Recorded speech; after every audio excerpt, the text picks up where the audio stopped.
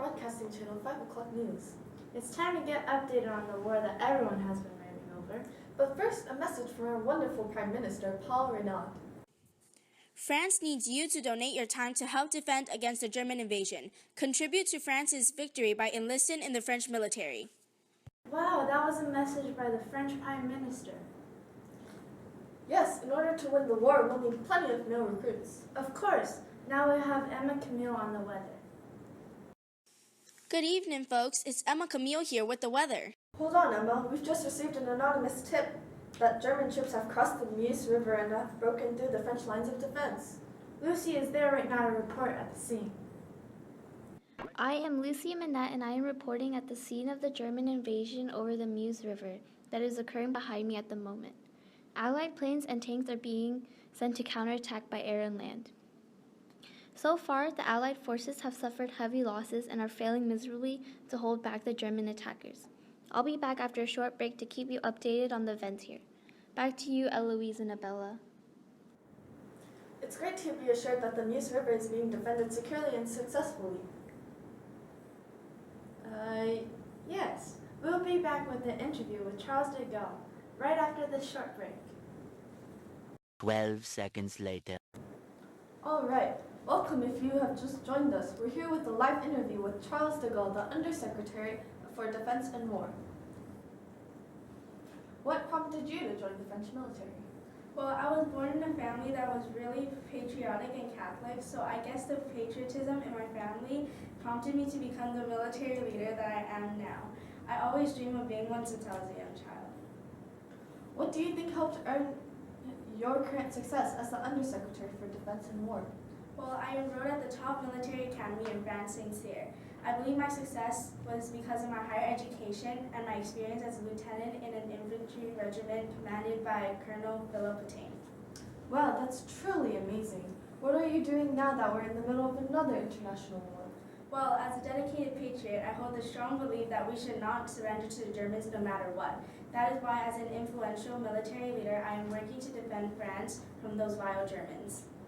There have been rumors circulating around that former Colonel Philippe Pétain is going to create his own government and work with the Germans.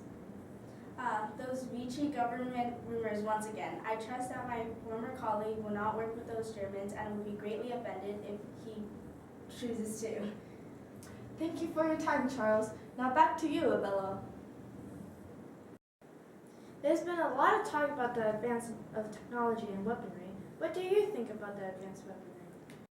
Well, I've heard a lot about these infamous French tanks. Apparently, they're a major upgrade of the tanks during the First World War. Weaponry surely can't get any more advanced. Ha ha ha ha. The war has changed many things, including the trends of French art influenced by psychologist Sigmund Freud, which explore the subconscious mind. Yes, surrealism is all the rage these days.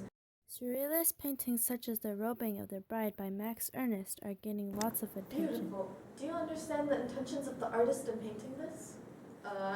No, why would I? Same. Oh, it's time for our latest segment, Letters Home with Eloise and Abella. I'm gonna read it this time. You read it every time. Well, my French is superior to yours, so Fine. This letter is by Harold. What's the lad's last name? No idea.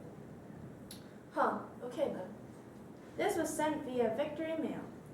The letter reads, Dear Mother and Father, I'm still at the same replacement camp in Germany. Although I am considered to be in a combat zone, it is relatively safe. The first few nights we slept in pup tents. Large tents were put up and we moved into them. We had no bed, but I have since adapted myself to sleeping on the ground. 3 days ago, I built a bed out of logs. This bed feels as comfortable as any I've slept in. We had no fire the first week and it was getting pretty cold. We constructed a fireplace out of bricks. This provides a little heat. All in all, I'm fairly comfortable. Love, Harold. P.S. I haven't received any letters. A bed out of logs is a bed I'll be glad to get out of every morning. Especially if it's as cold as everyone says. And poor Harold hasn't received any letters. Hopefully his parents will finally respond to his letters now that we've read one of them on national television. It is truly a sad day when even your own parents don't write back to you. I wish the best of luck to you, Harry. It's Harold. Whatever. Wait a second. Breaking news. The Germans are advancing into Luxembourg. Back to Lucy Manette. I'm back with an update on the situation here in the war. The Germans are pushing through French defenses and into Luxembourg. It's basically raining bombs here nearby the air bases. A couple of days ago, French and British forces were being dispatched to defend Belgium from the advancing German menace. Bad news is that we weren't able to get help from the Allied air forces because they had been crippled by German bombs. Just recently, Britain had refused to give any military assistance to save their forces in case they had trouble of their own. With France left undefended from the British Expeditionary Force, who evacuated from Dunkirk, France, France's last signs of defense are destroyed. As a result, Philippe Pétain has signed an armistice with Germany, which is demanding the German military to occupy 2/3 of the French territory and the disbandment of the French military. The French citizens are calling this surrender the fall of France. I have hope that our country will recover quickly.